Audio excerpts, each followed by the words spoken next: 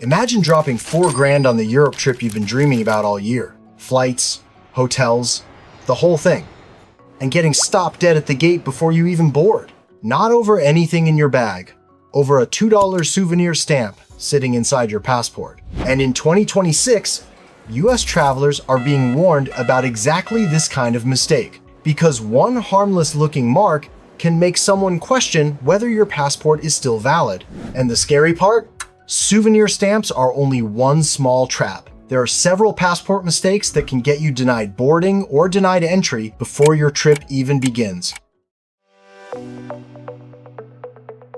Start with a mistake the US State Department is warning travelers about: unofficial stamps. You know the ones. A stamp from a theme park, a novelty stamp from a tourist attraction, a cute little mark from a resort or fantasy travel spot. A couple bucks each, totally harmless. At least that is how it feels at the time. So why would the State Department bother warning you about a harmless souvenir? Because your passport is not a travel journal. It is an official government document. Only official marks belong inside it. Immigration stamps, visas, endorsements, and the few sections you're allowed to fill out yourself. One unofficial stamp and a gate agent's eyebrow goes up. Now they are wondering whether the book has been altered, tampered with, or marked in a way they cannot accept. And once someone starts questioning the condition of your passport, you no longer control the conversation. The reason this catches more people now is almost funny. At more major airports, traditional passport stamps are becoming less common as e-gates, facial recognition, and digital entry records spread. So some travelers, missing that old-school passport stamp experience, are filling the gap with souvenir stamps. Bad idea. Love collecting stamps? Awesome. Grab a notebook and stamp that thing until it looks like it lost a fight with a craft store. Just keep the passport boring. And even if your passport has no strange stamps at all, it can still fail for a reason many travelers misunderstand: the expiration date. So when does your passport actually expire? You'd say the date printed inside, right? Yeah, about that. Many countries require your passport to be valid for months beyond your travel dates. The rule you'll hear most often is 6 months, but it can vary depending on the country, your nationality, and your route. This is where travelers get blindsided. Your passport may still be valid under US rules, but not valid enough for the country you're visiting. And the airline may stop you before you ever board. Why?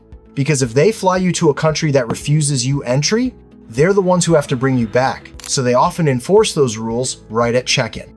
That's how a valid passport leaves you watching your flight push back without you. So here is the simple move. Before any international trip, check the passport validity rule for that exact country. And if your passport expires within 6 months of your trip, renew it early if you can. It is not always legally required everywhere, but it is the cleanest way to avoid an argument at the counter. But what if your expiration date is completely fine and you still get rejected? That's because of the ghost town inside your book. Look at your passport right now. A passport full of stamps looks cool until it becomes useless. Some countries want 1 blank visa page, some want 2, a few may want multiple blank pages, or even consecutive blank pages, especially if a visa has to be placed inside the book. And here's what nobody tells you. A blank page is not a little open corner. It usually means a clean, usable page, not a sliver of white squeezed between old stamps. This catches frequent travelers all the time, especially business travelers and cruise passengers. You may have half a page here, a quarter page there, and think, that's plenty. But an immigration officer is not playing passport Tetris with you. And yes, even with e-gates spreading and physical stamping fading out, you still need those empty pages. Because not every airport uses the same system. Not every border process is digital. And visas still need space. So before you travel, flip through the book. Do not just check the expiration date. Check whether you have real blank visa pages left. Now, here's the cruel part. You can fix the expiration date, have plenty of blank pages, and still get stopped because your permission to enter is hiding in the wrong passport. You finally get your shiny new passport. The old one comes back with a hole punched through it, and you chuck it in a drawer called future clutter.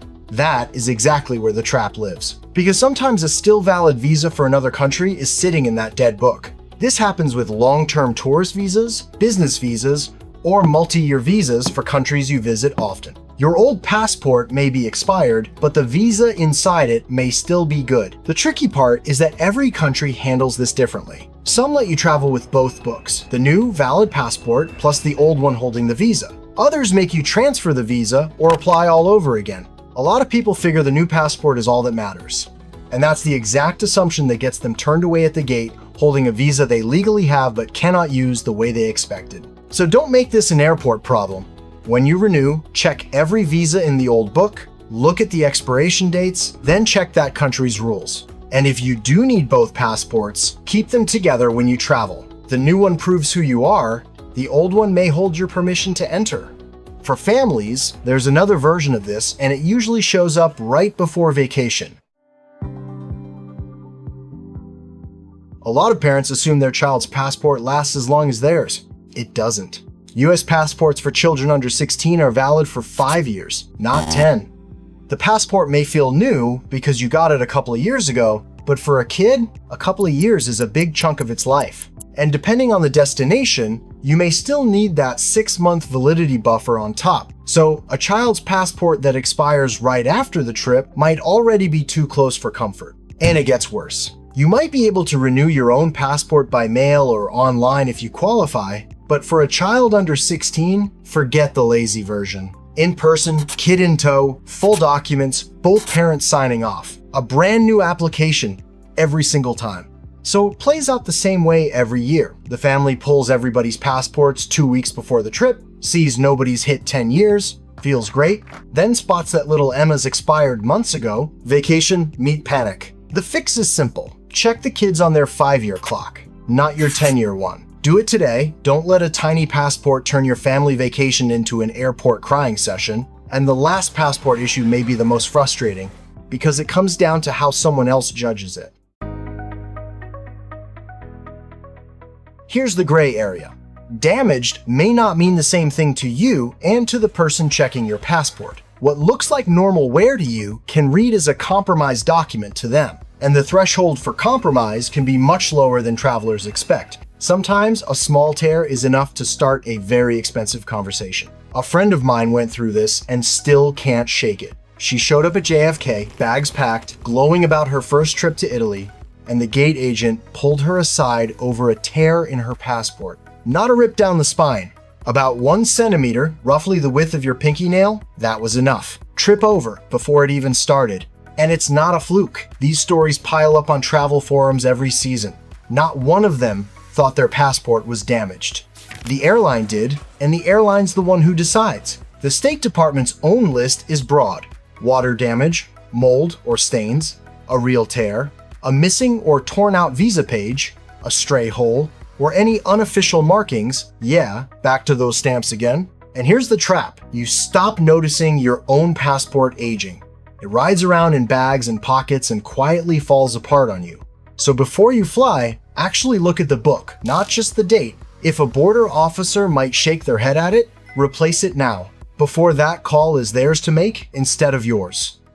Your goal is simple. Give the airline agent and the immigration officer no reason to pause. No raised eyebrow, no supervisor, no, please step aside. Your passport should be the most boring thing you carry. Your suitcase can be colorful. Your itinerary can be ambitious, your airport outfit can be questionable, but your passport, keep it clean, keep it current, keep it official. Because in 2026, the tiny mistake that looks harmless to you may be the exact reason someone else says, you're not entering today. Now, I'm curious, have you ever had passport trouble? Stopped at a counter, side-eyed over a stamp, turned away for an expired passport or missing blank page? Drop it in the comments. Somebody scrolling by is about to make the exact same mistake, and your story might be the thing that saves their trip.